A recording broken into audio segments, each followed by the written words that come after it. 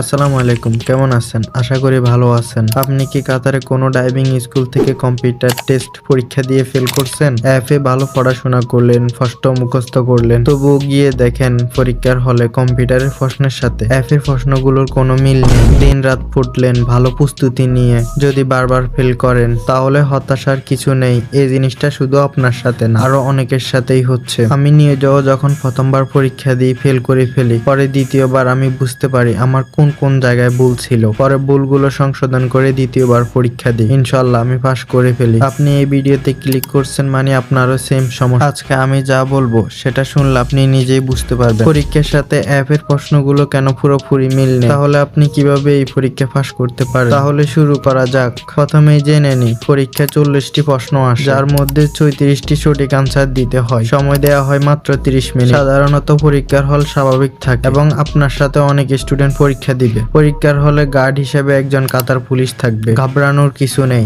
আসুন জেনে নি পরীক্ষার প্রশ্নগুলো মূলত কোথায় থেকে আসে। 1. মোবাইল অ্যাপ থেকে। 2. ড্রাইভিং স্কুল থেকে। 3.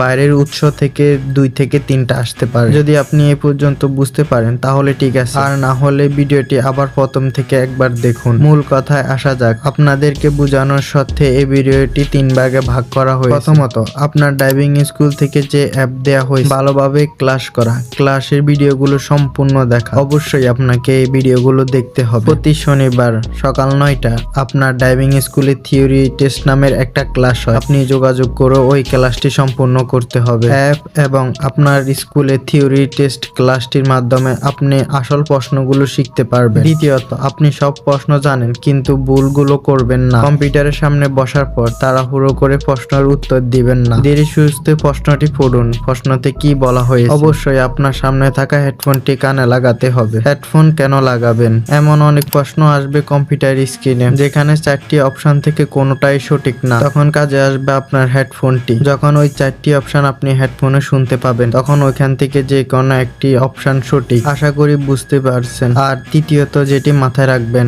আপনি যদি পরীক্ষা বাংলা ভাষা নিয়ে থাকেন, ফেল করার পর ইংরেজি ভাষা বা অন্য ভাষা নিতে চাচ্ছেন, তাহলে এটা আপনার জন্য ভুল সিদ্ধান্ত। দুইবার দুই ভাষাতে পরীক্ষা দিলে আপনি ভালোভাবে পরীক্ষা দিতে পারবেন না। আপনি প্রথম যে ভাষায় পরীক্ষা দিয়েছেন ওই ভাষাতে পরীক্ষাটি দিবেন। ভয় পাওয়ার কিছু নেই। আমি অনেকের সাথে কথা বলে দেখেছি এবং আমি আমার পরীক্ষার সময় দেখেছি প্রথম পরীক্ষার থেকে দ্বিতীয় পরীক্ষাটা তুলনামূলকভাবে সহজ হয়। এই অল্প কিছু নিয়ম মেনে পরীক্ষা দিতে পারলে 100% পাস করা সম্ভব। কারণ ভিডিওটি আমি খুব অল্প ভাষাতে বোঝানোর চেষ্টা করেছি। যদি আপনি ভালোভাবে বুঝতে পারেন তাহলে আপনি সবকিছু ভালোভাবে মনে রাখতে পারবেন আর পাস করা 100% সম্ভব। ভিডিওটি যদি বুঝতে পারেন তাহলে ভালো কথা, আর যদি না বুঝতে পারেন ভিডিওটি আরেকবার দেখার অনুরোধ রইল। আর যদি কোনো কিছু বুঝতে অসুবিধা হয় তাহলে আমাকে কমেন্ট বক্সে জানাবেন। আশা করি ভিডিওটি আপনার একটু হলেও উপকারে আসবে। আরো এরকম ভিডিও পাওয়ার জন্য চাইলে আমার চ্যানেলটি সাবস্ক্রাইব করে রাখতে পারেন। ধন্যবাদ।